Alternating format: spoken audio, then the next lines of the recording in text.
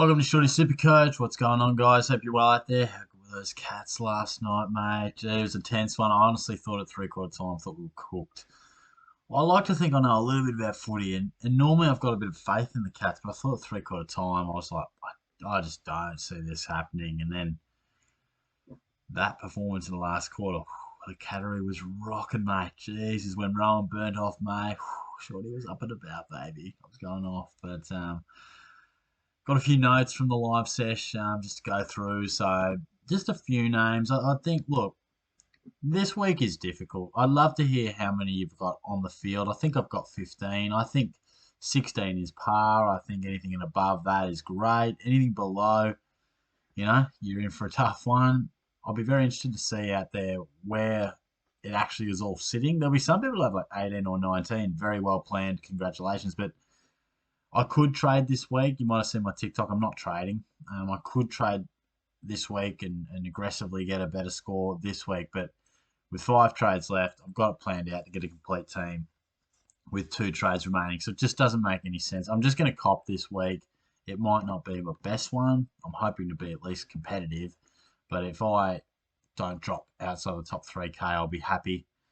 But you never quite know how it's going to pan out. But so yeah, we'll look at the teams. I've largely avoided the team news. Just wanted to give you guys a bit of a live reaction to the teams. Hopefully no surprises. No one's messaged me, so there's probably not too many surprises. But school holidays, how good is that? I'm going to pop along to the pub in a moment.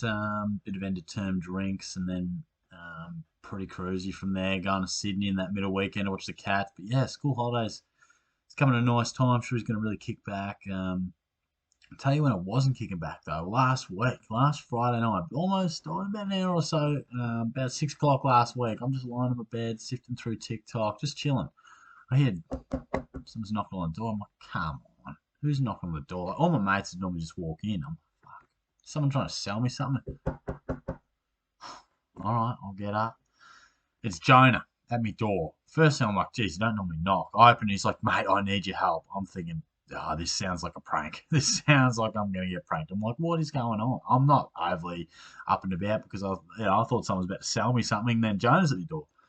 He's like, mate, there's a massive huntsman in my car. You have to deal with it. I'm like, oh, mate. Jonah is super scared of spiders. I mean, I'm not their biggest fan. Who is? But I was like, all right, looks like I'm going to have to deal with this.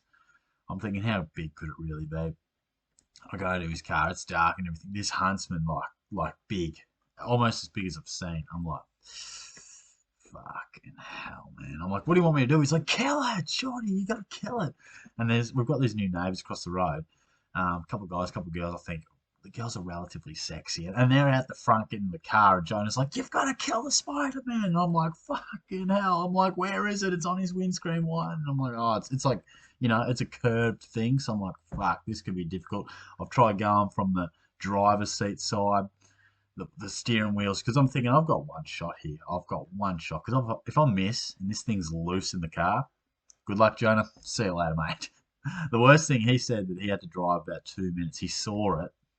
You guys might have experienced. It's a shocking feeling when you're driving. You see the spider, you're like, ooh, fuck, that motherfucker better be on the outside. Then you put the windscreen wipers on. Shh, shh.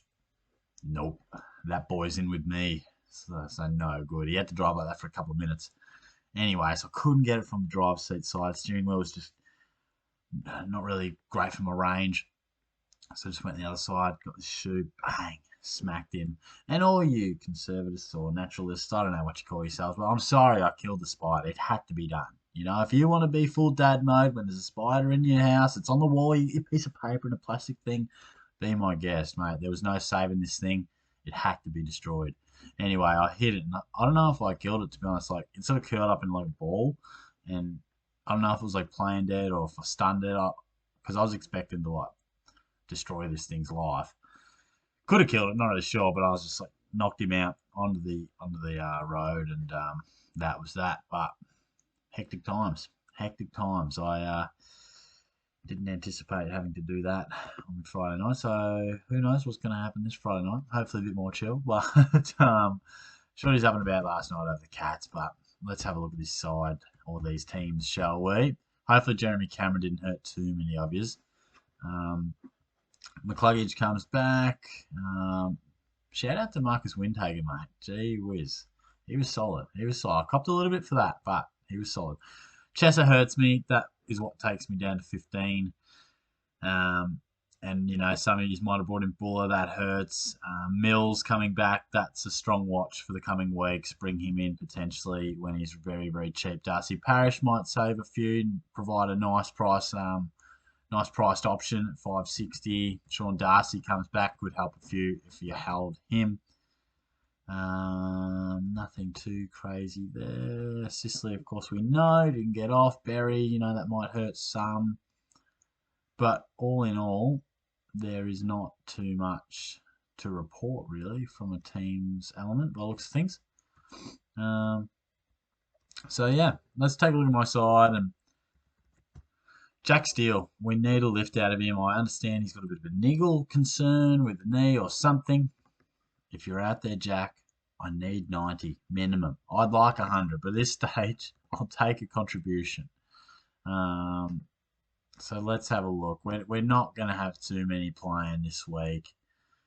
The 1-0 in the back line, there's Chesser, and then the midfield sees us cop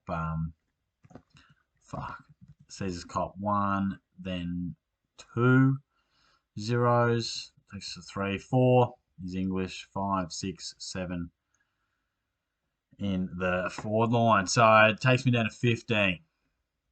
Not ideal. I could trade Briggs to whoever you want, Zach Merritt, Darcy Parish, anyone, but I would like Oliver, and we'll get to Oliver in a minute. But yeah, that's about how my team is shaping up. It's far from ideal for this week, but like I said before, it's just the way it's panned out. I'm just going to have to approach it. Cop a bit of a week. It might not be the worst. A few players might fall out, but I think also might go Andy Brayshaw for VC.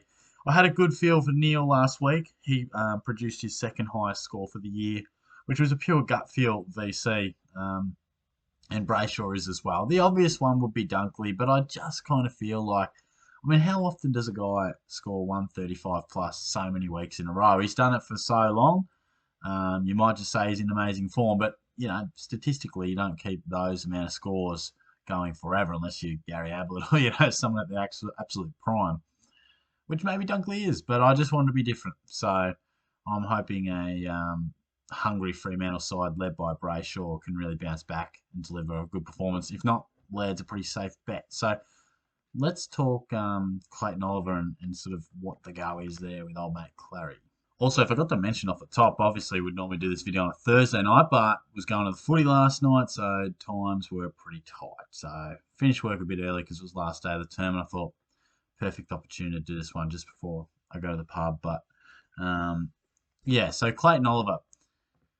It's a real watch for mine. If you've got him, I'm suggesting hold, but now I'm hearing all sorts of rumours about he's got tightness in that hammy again.